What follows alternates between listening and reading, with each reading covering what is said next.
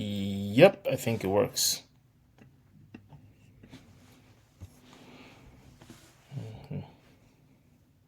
Sounds good. Let me know when I can go ahead.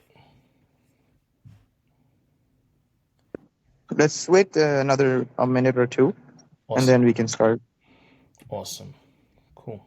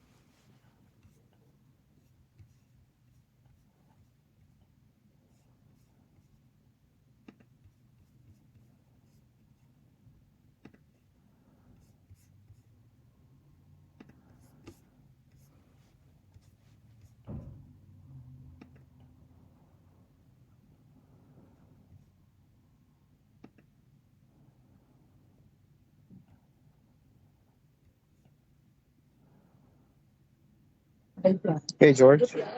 Okay. Yeah, I think we should start. Okay, cool.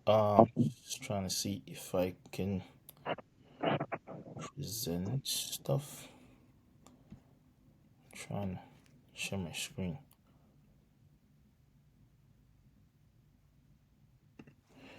Okay. I'm trying to like get set up permissions for stuff to share screen. Okay, boom. That's it.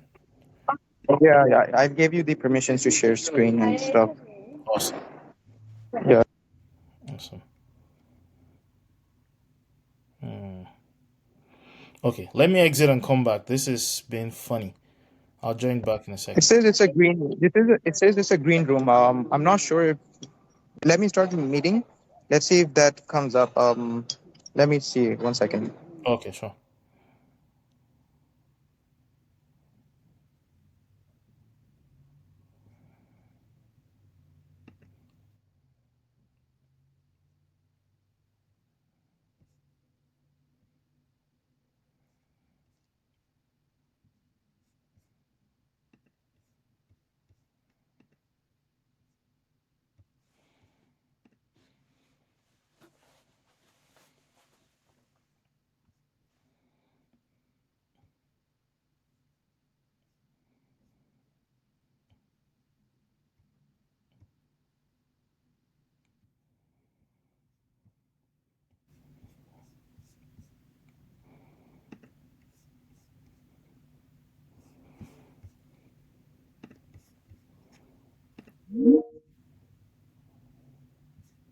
Okay, I think should be able to do this now.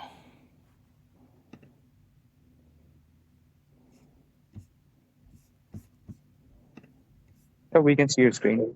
Oh, awesome, great. Force. Okay, I think there's actually a record button somewhere here also. So, uh, Yeah, there should be a start recording button. for some reason I can't use it, but You can see, if you can see it, I can ask one of my team, Arnav, are you on call? yeah, Yeah, I'm there.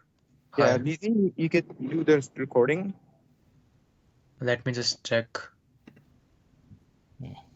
technology can be crazy sometimes, you know. Oh yeah.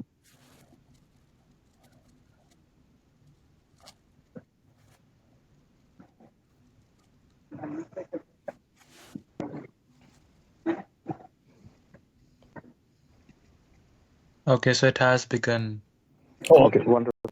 awesome. Okay, so I'll probably just turn on my camera. Okay, guys. So thanks a lot for joining today. We will be running through probably like next 45 minutes to an hour max, talking about the topic of after school, what next. In coming up with this concept, maybe I should give a bit of background about myself. My name is George Jinadu. I'm a finance professional with 2 decades of experience. Um, Not originally born in Canada, moved to Canada a few years back. Been a finance professional all my life. Technically, I'm what do you call it? A CPA back home in Nigeria of highest level of the CPA, or whatever you want to call it, which is the fellowship. Worked for a number of organizations across different industries, and I've held different roles and different titles. Yeah, startups, worked with fundraise and all that. So over the years, a couple of things has come, like trying to sit down and collect my thoughts and mentor a couple of people, and some things keep coming to me in a recurrent manner. And one of them is the fact that I think the big moment to me was when I was to hire someone. That was around 2020, just a little, no, it was 2019, 2019, 2020-ish. I needed to backfill a role of someone who was leaving, and I realized that I had to interview about 100 people technically to get one right fit for the role. And what I found out from that experience was that there was a huge gap between what school was teaching technically and what the expectations were in terms of people being hired. It wasn't like it was a senior role or anything, but it was just pretty much someone with just maybe a year experience max, someone like an entry level type role. But ultimately, the goal was someone with some certain skills that can be trained but not too expensive, because people with 2 or more years of experience were sort of more expensive, for lack of a better way to describe them. They wanted more, which is fair enough. Come on, they've gathered the experience.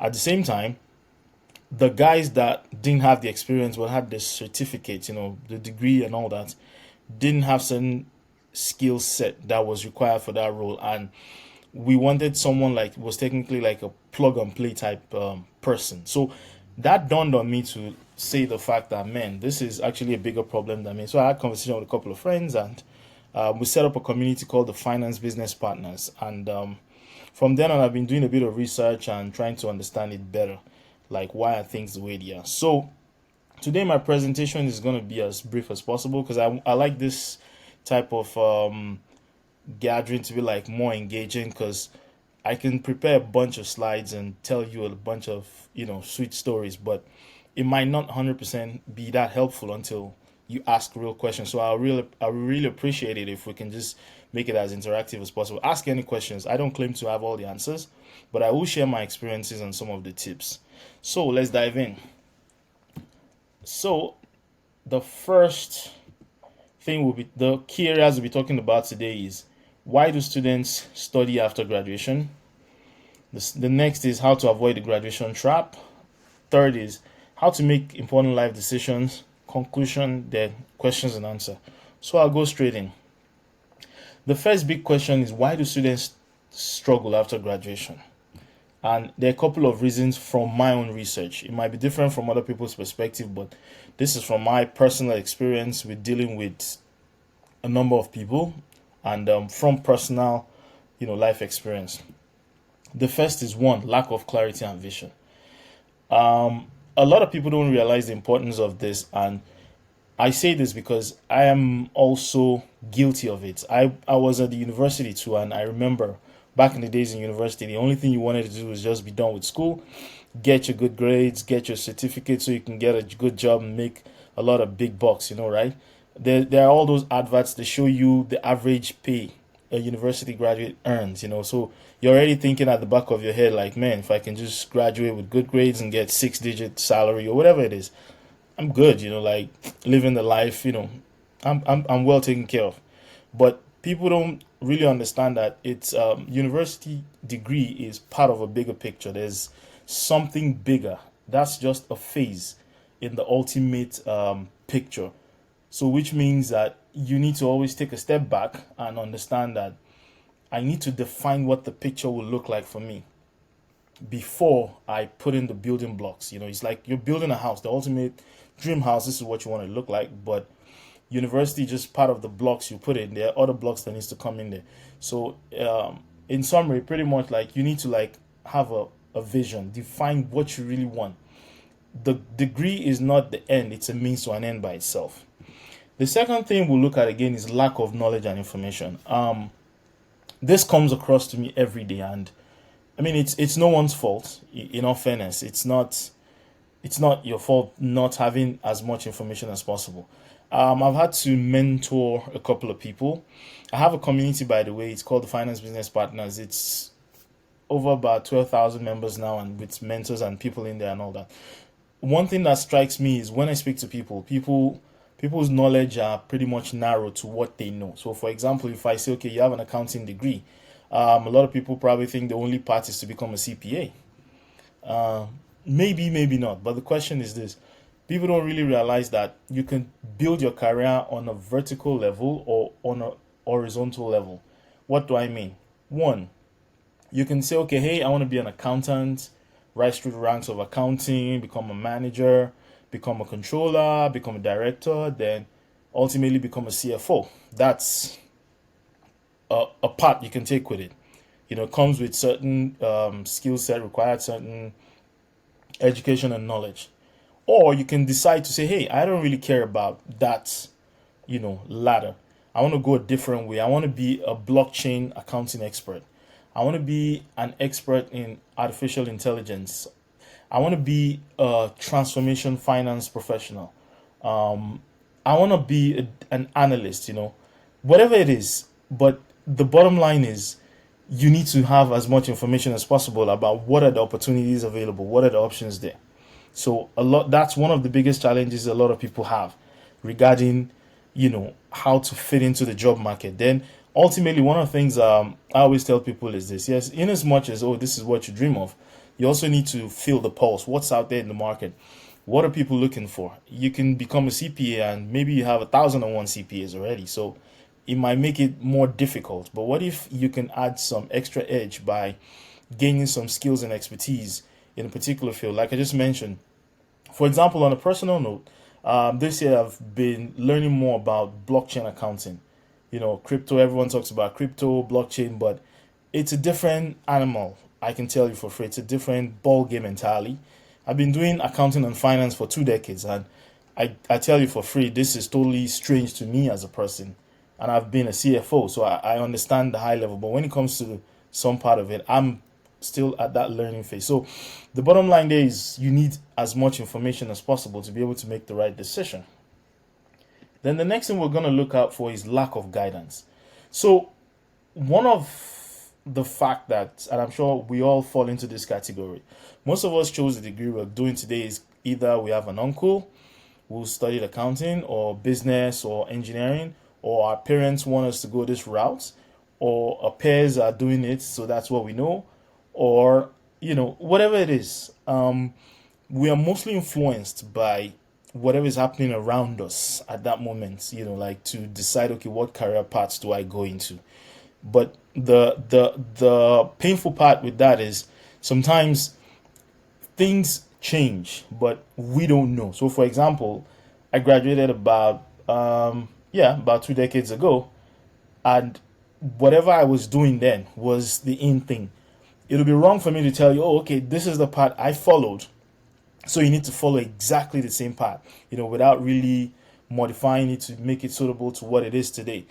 Because you're gonna end up confused because things that was a big deal then. So I give you a typical scenario. When I was starting my career, I started out with PricewaterhouseCoopers, PwC, and I worked there for a couple of years.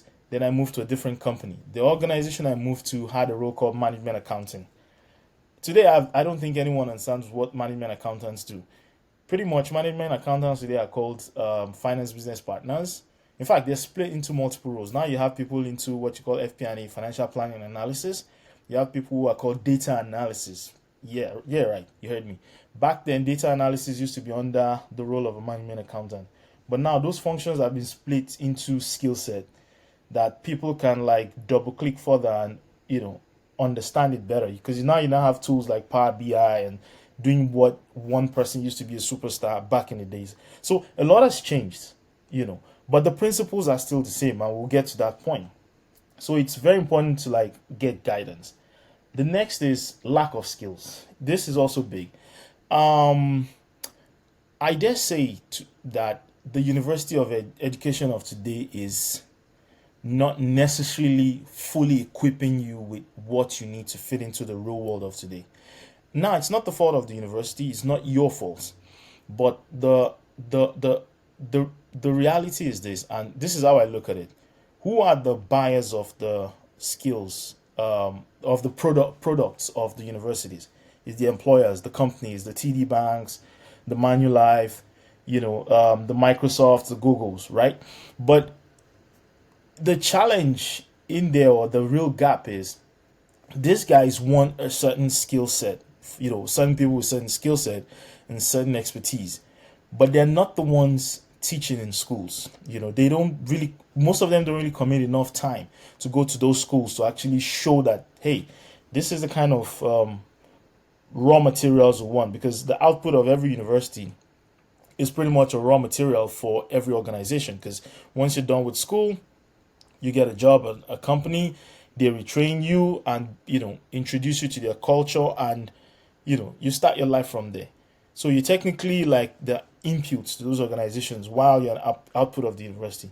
University will do its best because there's so much limitations in terms of what they can teach you over the time frame, and the restrictions of courses. So for example, one of the things I see a lot these days is when people graduate, most people don't realize that you need to understand how to use at least one accounting tool. Maybe QuickBooks, Zero Online, Sage, whatever it is, what's his name? You have to. It's a minimum requirement. It doesn't mean not every organization uses it, but it's a minimum standard there. So, and the funny thing is they teach you a different approach to accounting in school, but on the side of the job, you realize that it's done differently. You might get to understand financials from school, or you do a bit of case study and all that, but in reality, not all jobs will allow you at that early stage touch stuff like that. They probably make you learn over time.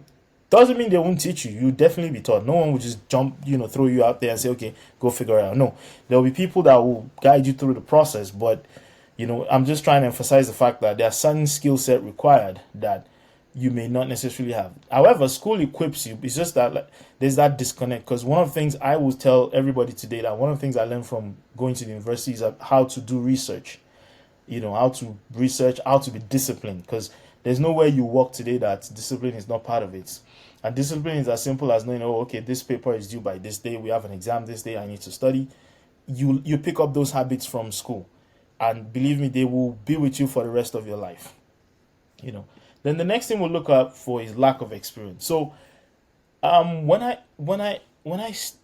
was done with school, when I graduated, then that was back in Africa, in Nigeria, and there was something that was very common with most organizations. They call it the graduate training programs. So what used to happen was that most big organizations they have this program where they'll take fresh graduates from college and all that, and run you through a 1 to 3 months training program. Intensive. They try to like make you unlearn what you know and learn new stuff. Then you get a bit of experience across the different departments. So it doesn't matter what degree you graduated with. You probably, after like first 1 month of class, the next month will be week 1 or 2 3 days. You work with engineering department, you work with IT department, you work with HR. So it gives you that high level understanding of, oh, okay, this is how this company works, this is how everything comes together. But I'm not so sure if that still happens today, because most organizations these days just want plug and play. I don't know. I'm not gonna say I know, but it was a very good way of helping people get their foot in the door. Because imagine when I did mine at PwC back then, we're like 50. Imagine having 50 people like from different backgrounds, getting to experience what different teams do. You pretty much work in those departments for at least 2 days each, so you have some basic knowledge. So when you're talking to people, you know what you can get from where. But organizations don't really do much of that these days, which for me is not good, because they want the graduates to come in and be part of the system, but you're not committing to helping them fit into that system. But it's a conversation for a different day. So experience is key. Then the next one is lack of branding and visibility. Now, one of the very interesting part is we all agree that there are tons of graduates every day. Like schools are churning out so many graduates, different schools, not just Brock, so many schools. But the challenge is the job market is getting thinner. I'm sure if you follow the news, you see job markets, the kind of jobs opportunities are reducing. So it's now becoming harder to get a job.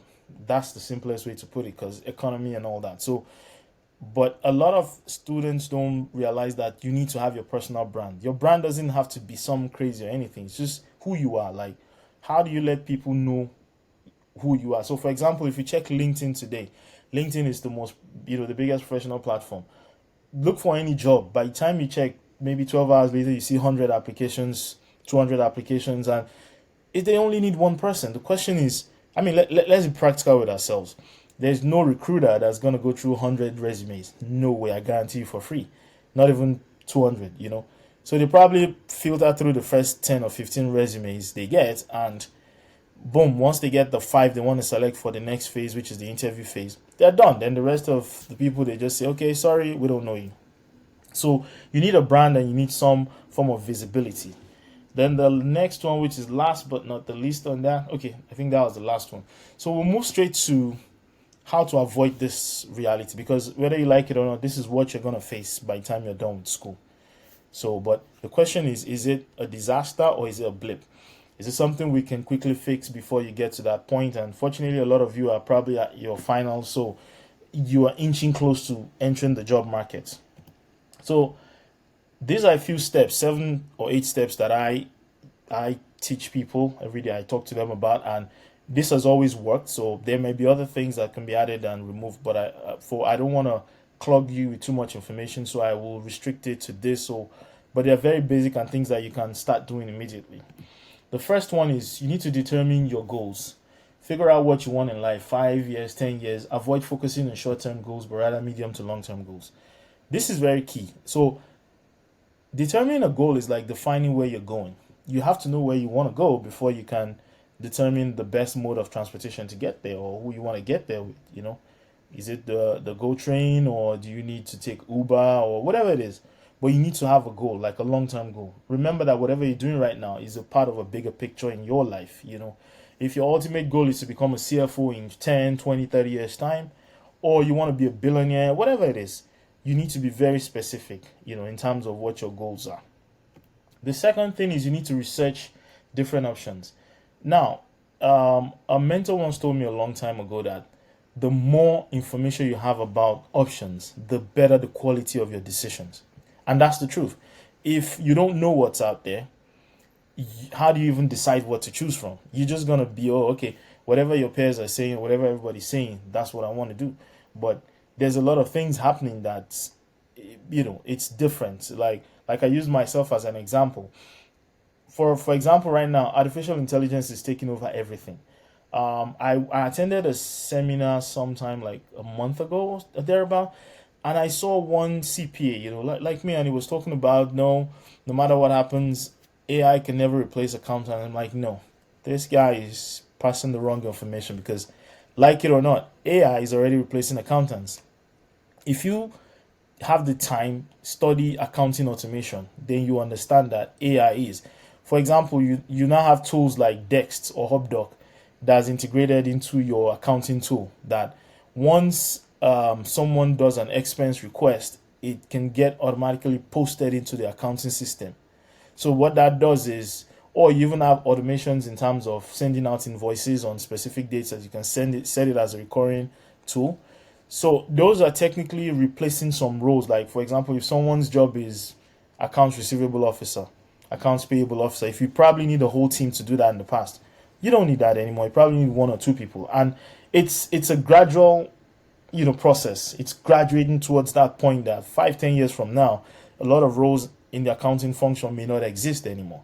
I'm not saying this to scare you, but I'm just letting you know what's out there in the market. So you need to research what's happening in the market, what do people want, where is the world going then, so you can prepare yourself to fit into it. There will always be opportunities. That's the interesting part, because for new skills or new roles being created, there will always be people required to fill those roles, because there will always be the knowledge gap. And if you can put yourself in those situations to learn those skills, you're at a better situation. So you have, like I said, you have different options. I just mentioned blockchain. I've been around this finance thing for like 2 decades, and I'm just learning blockchain in 2024. And blockchain has been around since 2012, 2013. Understanding, is it the triple entry? Yeah, triple entry concepts. We all know of the double entry, debits and credits, but there's a triple entry where ledger posting. But those are more technical things that by the time you have the time, you can do some research on your own. The next is you need to find mentors. So this is, I'm very big on this also. This is something that has helped my own life, and it will definitely help yours. Mentors are maps. Who are mentors? I mean, who are mentors? Who are maps? Maps are people who are ahead of you. People who've done this for a decade, 2 decades, 3 decades. It could be professionals. It could be your professor. It could be anybody that has gone where you want to go. People who are ahead. They would have the wealth of experience and expertise to guide you from making some mistakes that are avoidable. Then mirrors on the other side are your peers. In as much as you're looking, into the future, trying to go this way, you also need to consider, like, okay, what's happening around me? Because there's no one with, an absolute knowledge of all, information in the world. You still need to know what's going on, what are other people doing, so you can benchmark yourself and also know, okay, hey, maybe I'm in the wrong direction, just to have a general understanding of what's been happening. This is very key. This will help you get to where you want to go faster. The next is you need to build a network. You just have to like have a network of people, because that's one thing school, your degree will not help you with. That's the truth. The degree will prepare you, but you need to put in the work to build relationships with people. A mentor once told me that, how do you think in a room where everyone is sitting down, what is the easiest way to grab attention? Very simple. You just stand up. Everyone knows no will notice you pretty much. There's a guy I follow online to Grant Cardone. Is a concept. He will say money follows attention. If you can grab attention, you make money, which is true, because think about it these days. The guys who are looking to be the most successful, they don't necessarily have to be the smartest or the best people, but they know how to grab the most attention, and they know how to get things done. But it's a process, so you can't just skip it. But it's very, very important to build the right network. You're already in a good one because you're already part of the student union, and you're already part of students. You have people that are your peers that 10, 15 years from now will be mid to senior management level, like it or not. Some of the people you see today that you just hanging out, in 10, 15, 20 years, they will be the CEOs, CFOs in many organizations. So it's very important to keep those relationships going beyond school, like understanding how key and critical that is. And there are so many other professional networks. LinkedIn, for example, LinkedIn is known for professional network. It's a place to connect with people. I always tell people that a lot of people miss the opportunity of networking with the right people around them because they don't know where to search and they don't know how to do it. You already have your biggest and your best icebreaker. If I were a student of Brock University, the first thing I'll do is I'll go on LinkedIn or even Google, and Google Brock University alumni, you'll see where people are, like people who have gone to your school. So that's your first icebreaker. Like, hey, you can build relationship with them. You can, build that networking, but you can take away the social factor of life. The next is upskill while still in school. Like I told you earlier, every organization requires you to have knowledge of at least one accounting tool, and you can try it out. Go on LinkedIn, go on Indeed, search for any job role and see. They will put it there. Some will be saying preferred but not required. Yes, it sounds good, but guess what? If you're in the midst of like 20 people applying for a role, when everybody else has that skill, you don't, you automatically know that you're at a disadvantage. Or the flip side, when no one has that skill and you already have that skill set, you know how to use Zero, QuickBooks, whatever it is, Power BI, whatever tool it is, you're already at an advantage, over your peers. You know.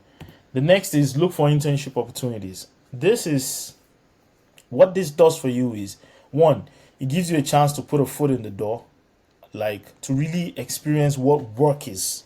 Now it's a tricky one because you don't necessarily have all the time, and you have classes, you have stuff. There might be a couple of organizations out there. I think there's one called Forage or so. I will need to check and get back to you, but I think it's Forage. They have like a simulation that they create for some of these big companies where you can have like internship experience, where you can get to work on some of the things that people work on at work.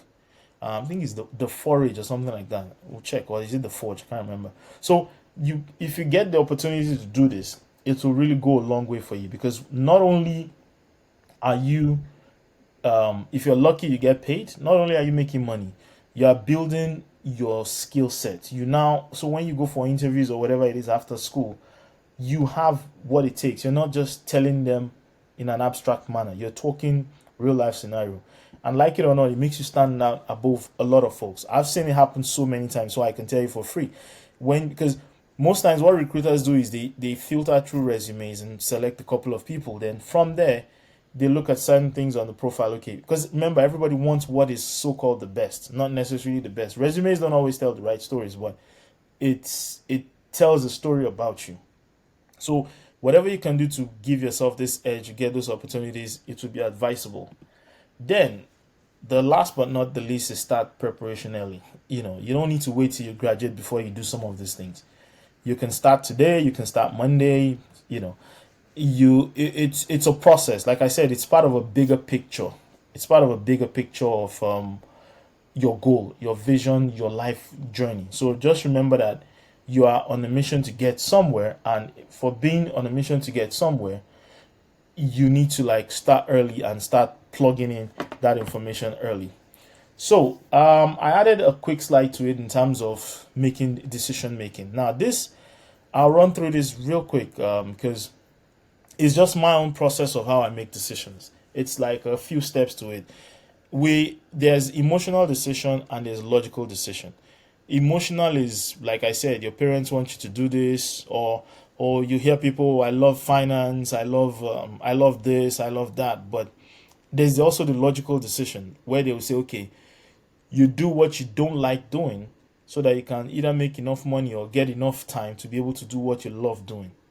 So I try to like balance it out to be, when I'm taking real key life decisions, I focus more on my logical side rather than emotions.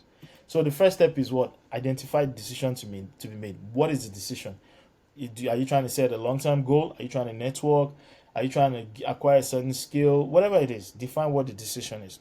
The next is you need to gather relevant information. This university education has taught you. How do you research? Research is something you will use till the day you die. Take it from me.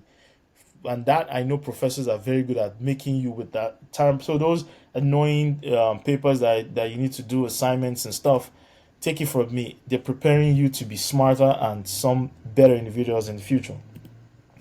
Next is identify what are the alternatives. So before you can choose from one, make a choice, you need to identify what are the alternatives I'm choosing for. Do I have two alternatives? Do I have five?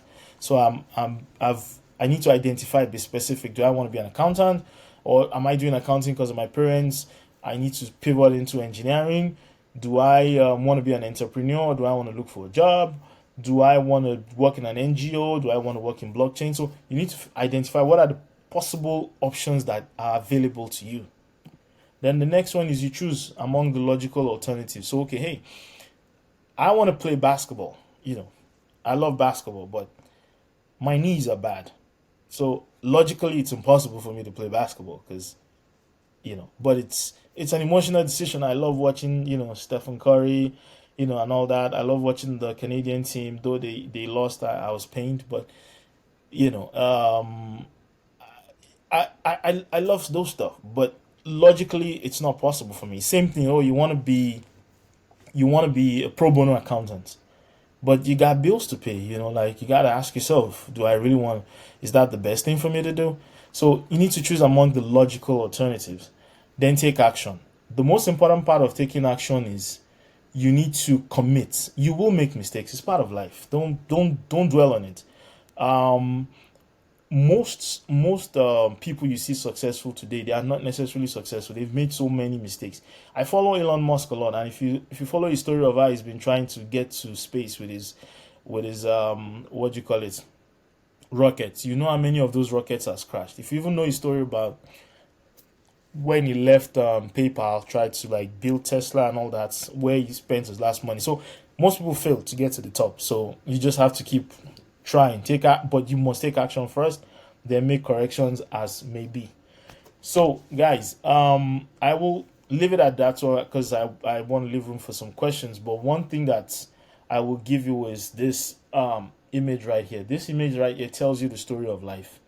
You can't make it to the top alone. No matter how smart or good you are, you need to like have people pull you up. You need to like work with people. So don't isolate yourself. That's very very important. So any questions?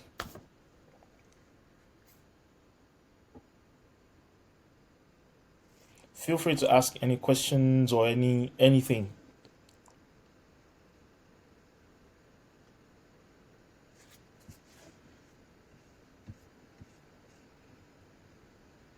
Okay.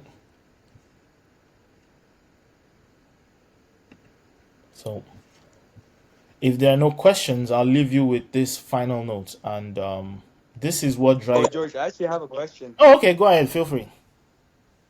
Yeah, so along your presentation, you mentioned how like we should always know what we're like doing with our lives, Yeah. and I've always been the type of person to always be like quite sure about like what I want, and I've kind of hit like a point in my life right now where like I'm so unsure of where I'm heading to next. So what would your advice be when you hit those like when you're hit with those situations in life where you're just like, you've always been a person who've always known like what to do, where to go next, but one day you just hit that wall. Okay. Cool. That's a very very great question because I guarantee you'll be at this phase so many times in your life. So the first thing I always do is this: I ask myself, what is the vision? Why am I even doing what I want to do, what I'm doing? I want to be a billionaire in 30 years from now, right? So once I know the vision, then the next thing is, what are my alternatives? Like, what are the options available to me? If I don't know my options, good. Then I need to start doing my research to figure out what are the options. So, for example, I give you a typical scenario. I joined PwC. I did about 4 years there. I hated every single day of my life in that place. I'm gonna be very brutally honest with you. Because I joined in a very awkward way. I joined when I graduated from school. I didn't know what PwC was doing. It was just one of those random things. You send out resumes to a couple of companies. They call you for an interview. Boom, I got hired. They offered me a higher pay. All my life, I wanted to be a banker, but I ended up in audits. So I got stuck. I got stuck like after year three. I was just coasting. Like, what do I do in my life? And it was at that point I started to define, I had to speak to a mentor. That's also one thing I think you should also do. Look for people who are already where your initial bigger dream is. Speak to them and engage. They will give you what you call a personalized advice. So I had to speak to someone that, hey, you know, I'm stuck. I hate what I'm doing, but it's giving me good opportunities to get, better jobs. If I move out, I probably won't grow as fast as I grow in PwC. And a mentor once then told me that what is the bigger picture? Why do you want to do what you want to, what you're trying to do? Then he said I should break it. So break it down into exact reasons. And here's exact words he told me that if you were standing in front of God, right? He asked me, do I believe in God? I said, oh, yes, I do. If you're standing in front of God, you know, God, there's nothing God cannot do, right? I said, oh, yeah, God can do everything. So, what would you tell God that you really want to do right now? You know, and I was confused, to be honest, because it's not like, oh, you can figure it out immediately. And he told me to think about it and come back see him in 2 days. So, I went back to him in 2 days, and I knew what I wanted back, right then, which was um, I wanted to become a consultant, be a professional finance leader across the world. So he told me that I, we had some further engagement around it, and it's more detailed. It will take a longer conversation, but ultimately, what he told me was that he helped me figure out what my next steps were at that point. That okay, hey, quit the job and go do other things, because my own goal then was to become a consultant, a finance leader across Africa back then. So, and he asked me what else do I know apart from audit, and I told him nothing, and that was how I decided to leave audit to try something else. Now I changed jobs between then and now. I think I've changed jobs about 8 or 9 times, but I'm not changing jobs because I'm driven by money. I'm changing jobs because I'm trying to fill the blocks, in terms of okay, hey, what skills should I be acquiring to fit into my overall picture of being able to be called a finance leader. And today I can tell you for free, I've worked in almost every department in finance as a function. I've worked in many industries, different companies in different industry. And so technically I'm filling in my block. So for your case, the easiest thing is look for someone like a mentor, someone who will, point you like, okay, hey, what are you trying to do? Why are you trying to do it? Then let's retrace our step, because right now, like I said, one of the worst case or worst scenarios that you face right now is you have limited information, honestly. And I tell you for free because I'm out there. Until you get out there, you realize that, man, there's a lot of stuff you don't know. So, and secondly, one thing I think I should just chip in there is give yourself the next 3 years. Don't be too hard on yourself. If you're learning and making mistakes, you need to learn. Just assume zero knowledge. If you make mistakes, learn from the mistakes and move on.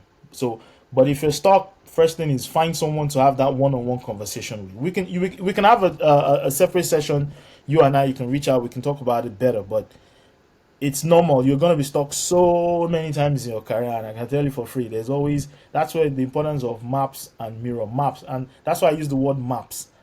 A map is to help you find your way to your final destination, right? So that's exactly what maps do. If you're stuck on a road, they tell you, okay, take left, then there's a roadblock here, there's traffic, why don't you go left, you detour to a different route, and you go join back at the front. So we can have a further conversation if you reach out. I hope I'm able to Yeah, help with that. yeah. No, that meant a lot, George. Thank you so much. I'll definitely be reaching out to you on LinkedIn. Sure. You're welcome, Lance. I'm happy to connect.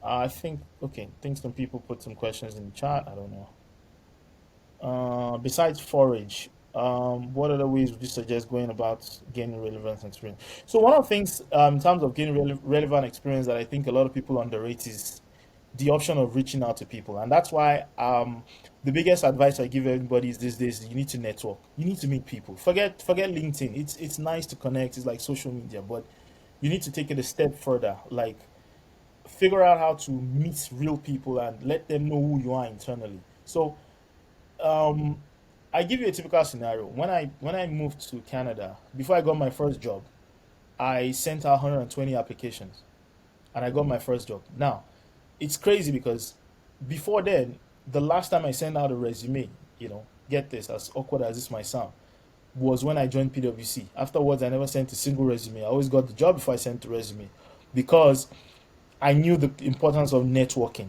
I knew the importance of having the right people know I exist. So I didn't have a LinkedIn profile.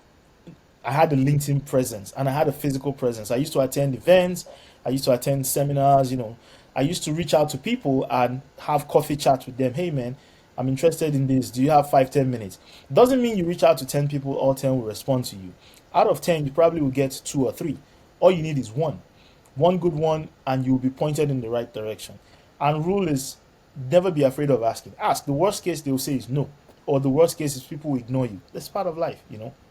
So my advice is reach out to different companies, reach out to different recruiters, engage in them. What may eventually happen is that particular company might not be recruiting, but they might be, if you can engage properly, they might point you in the right direction to speak to someone else. That has happened to one or two people that I mentor, and it's something that always works. I tell you for free, there's so many organizations looking for people who are interested in developing themselves. So just reach out, make the relationship real, not just a social media profile, because that's what most of us have on LinkedIn. We just have a page, we view people's stuff, they click like. I don't know who you are. You need to let me know who you are, so that way I can refer you to, oh man, this person is quite smart. Like, you need to talk to this person. So learn to build that also. Okay. I think your presentation resonates with me. So man, there's always deep thinker, always open to new ideas. Exactly. You got to keep learning. Life is changing every day, and it's about adapting towards life. Like I said, about 20 years in finance, and I'm restarting from zero to learn how to do crypto accounting. I've had to join three different communities online.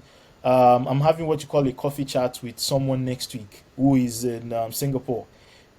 He is like 5, 10 years into this crypto thing or blockchain thing. So I'm trying to understand how some things are handled and all that. So you have to keep learning every day of your life. You can't know it all. And that opens up your horizon in terms of what available options are, what is out there for you. By the time you do that, you realize that, okay, hey man, there's a lot of information, and that's what I'll tell you for free. I once worked in a company, and I met three guys that worked there. They were like co-ops, and these guys are being retained. I think, yeah, they graduated this year or so, and they're gonna be retained. And they've been doing co-ops for like 2 years in there. So there are so many opportunities and so many things, and these guys are quite smart, to be honest with you, because I engaged with them, and I was like, wow, when I was like your age at this level in university, the only thing I wanted to do was graduate and stop going to those annoying professors, lectures. When I'm trying to chill on a Friday, they're giving you assignments to go worry about. Like, I just wanted to get out of school, like most people, give me my degree so I can get a job. But with the benefit of hindsight, I'm beginning to realize that, man, I lost a huge opportunity of learning from the professors. Like, man, there's a lot of there's a bigger picture out there, and until you are out, you probably won't realize this, unfortunately. But hey, that's life. So I'm happy to contribute. Any other question? If you have a question, you can unmute and ask. Yeah, I have a question for you. Sure. How do we find the right mentors for ourselves at this point of time? Great. So the first thing in identifying what a mentor is, you need to first define what your goals are. So a mentor in this case is like a map. And guess what? You don't need only one mentor. If I were to say how many mentors I have three human mentors. I call them human because these are three people I can call. Then I have about 15 or 20 that I don't even know. So, for example, if I want to ask myself, what would Steve Jobs do? In my situation, what do I do? I'll listen to his content. I'll listen to videos. I'll listen to his podcast. I'll read his book. It will give me an idea of how he thinks. It's the same thing with a lot of people. So it's the same principle to it. Over time, you will change the mentors. It's the reality. You can go online. There's a lot of people who do what you want to do currently. So, and the first thing is reaching out, extending your hand. And interestingly enough, some of your professors can actually be your mentors, because guess what? Professors have seen people pass through the university and become successful. So some of these professors have relationships with some of these people you need to meet. So even speaking to a professor that, hey, can I get nowadays everyone does coffee chat. Can I get 30 minutes of your time? You will be able to engage and get some clarity regarding what you want. But the most important thing is you need to first define, what do you want? Is it that, okay, I don't even know what I want to do with my life? I'm not even sure what I want. I just know I'm going to school. I know what I don't like. It's very easy to, look for people who are like career counselors, or very straightforward. What I always do is I just go out there and research. I read about engineering. I read about anything, just to get as much information, as much knowledge. Then it will point me in the right direction. So that's the easiest. But the most important thing is, you don't necessarily have to stick to one mentor forever. You can build a mentor for a particular period of time till you find someone, until you find someone. Then also, try to consume some podcasts to, content, finance, whatever it is that interests you.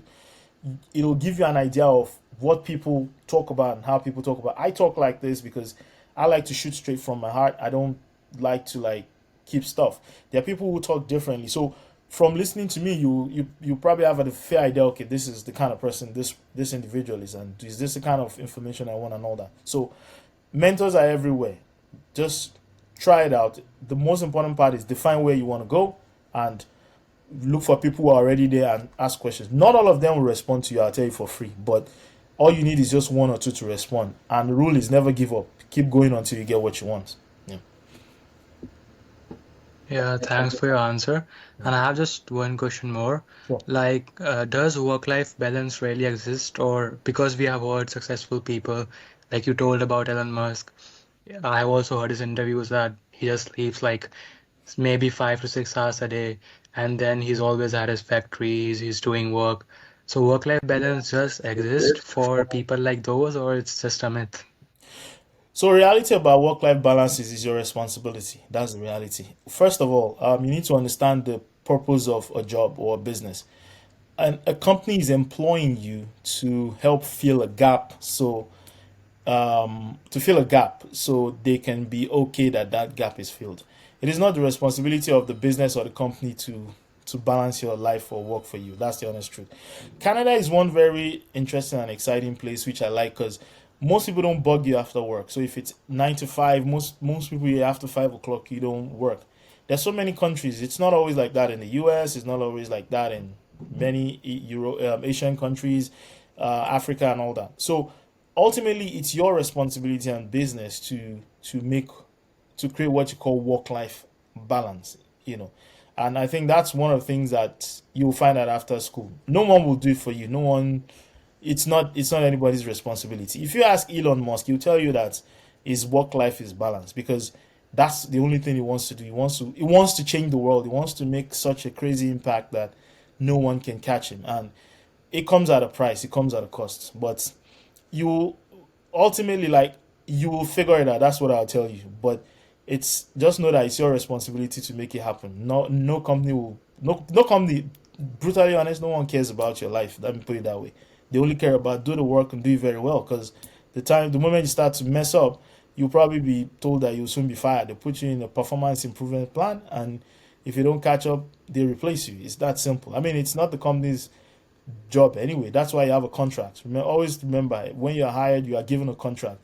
The terms of engagement is stated clearly on that contract what you're expected to do and what they'll pay you and give you. So whether you have a life after that, it's not part of the contract, so it's not the responsibility of the company. So that's my honest advice to you.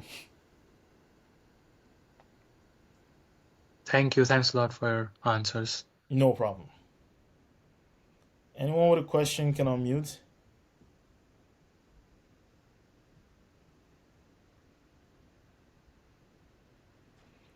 Okay, if we don't have any question, I don't want to keep everyone sitting down taking away your Friday because it's like they say it's TGIF. Thank God it's Friday. We're gonna have some fun. So, but ultimately, like um, my advice is to start early, start to figure things out. Understand that you will make mistakes. Don't beat yourself. Like school lied to me in the sense that I always thought that getting good grades and getting things right was what life was all about until I got out and realized that hey bro, it doesn't work like that. It's a different model. And so my biggest advice for you is what I have on the screen to say education is about acquiring knowledge and not certificates. What I've just tried to pass on to you is purely knowledge, and that's what it is. You can acquire other types of knowledge, other types of skill, but remember, you're not in school just to get your degree. You're in school to get your knowledge on and become a better person. So, thanks everyone for joining, and thanks for today. Thank you so much, George.